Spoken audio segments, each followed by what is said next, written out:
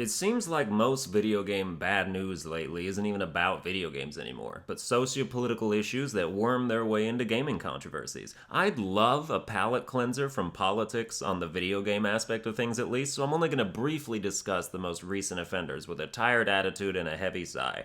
First off, the Witcher Netflix series has produced a casting controversy because it appears the showrunner put out a specifically non-white casting call for the character of Ciri, who is a white lady that I guess they don't want to be white.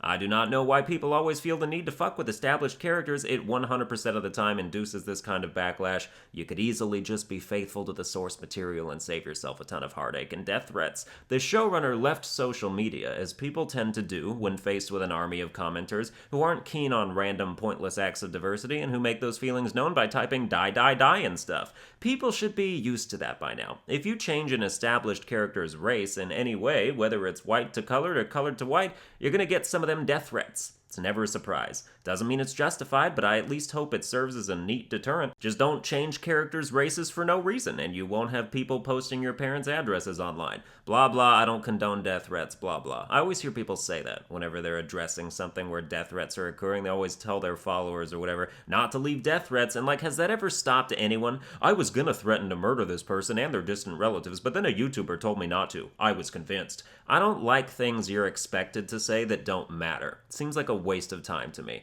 You don't have to give a king's speech on why death threats are bad. Everybody knows they're bad. Some people do them anyway. We're all aware it's not polite to describe to somebody how you would torture their family members. It's like when people say, don't try this at home. That command has no impact at all on people's decision to try that at home. I don't know.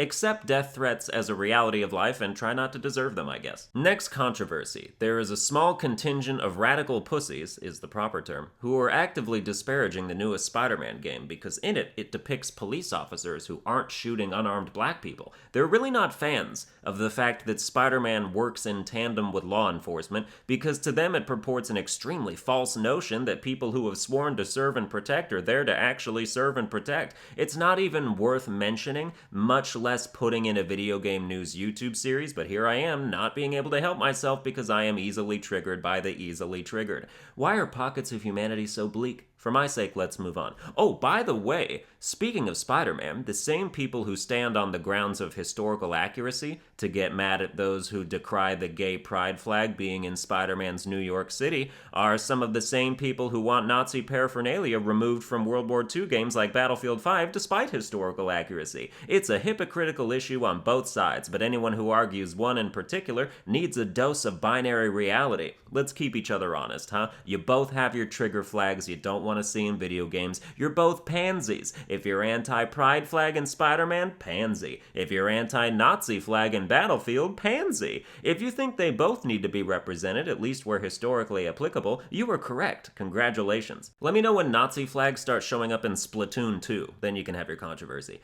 To those who would call out my conflation of these two flags, know that you can conflate anything if they share a foundation of reasoning, which these do. They're both trigger flags, they both rile up certain parts of the community, and regardless of your opinions of either of them, they both exist and warrant depiction where necessary. One side doesn't want the existence of other sexualities advertised to them, either because they don't want sinful activities celebrated, which is weird when that's literally the foundation of most video games, hashtag thou shalt not kill, except in GTA 5, or they feel it purports an obvious agenda that feels cheap to exploit for social justice brownie points, which is a stance I could actually get on board with, but in Spider-Man's case, it's just a depiction of a flag that exists in the real New York City, which is what they're portraying. The other side wants to pretend real Nazis never existed, so they can keep calling people who disagree with them Nazis without feeling like that's a slight exaggeration, and think erasing history until we forget it is a great way to ensure we'll never repeat it somehow. I know I learn most from the mistakes I can't remember. Or they just want to protect everyone from being triggered, which is just something you don't get to do. The world exists as is. Live in it or get out. If you don't teach people to cope with adversity, if you can even call this that, they will never learn to thrive in society and just turn into one of those kids that kill themselves on Facebook Live. It's already too late for many of these people, and I feel no duty to cater to them. Let's talk about something happy for once.